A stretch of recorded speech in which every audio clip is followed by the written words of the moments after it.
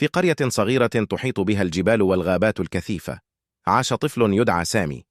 كان سامي معروفا بحبه الشديد للاستكشاف وفضوله الذي لا ينتهي، لكنه كان يواجه مشكلة واحدة: لم يكن يثق بقدراته دائما، كان يخشى الفشل. ذات يوم قرر سامي أن يذهب في رحلة لاستكشاف الغابة التي لم يجرؤ أحد على دخولها من قبل، لأنها كانت مليئة بالأساطير والحكايات المخيفة. كان والده يقول له دائما: الشجاعة ليست في غياب الخوف، بل في مواجهة ما تخاف منه. فجمع سامي كل شجاعته وقرر خوض المغامرة. أخذ سامي حقيبة صغيرة، وضع فيها مصباحا يدويا وزجاجة ماء وقطعة خبز، وانطلق في الصباح الباكر.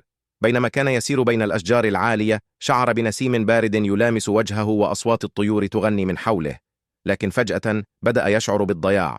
توقف ونظر حوله، كل شيء بدا متشابها. في تلك اللحظة رأى سنجابا صغيرا يحاول الوصول إلى ثمرة على غصن عال.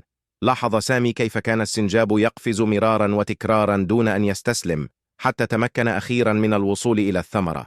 تأمل سامي ذلك المشهد وقال لنفسه: إذا كان السنجاب يستطيع المحاولة مرارا دون أن يخاف، فلماذا لا أستطيع أنا؟ استجمع سامي شجاعته وقرر استخدام مهاراته للتفكير بهدوء. نظر إلى الآثار التي تركها خلفه على الأرض، وتذكر علامات الطريق التي مر بها. بعد فترة وجد طريقا صغيرا يؤدي إلى مكان مفتوح. هناك وجد بحيرة جميلة تعكس أشعة الشمس كأنها مرآة ضخمة.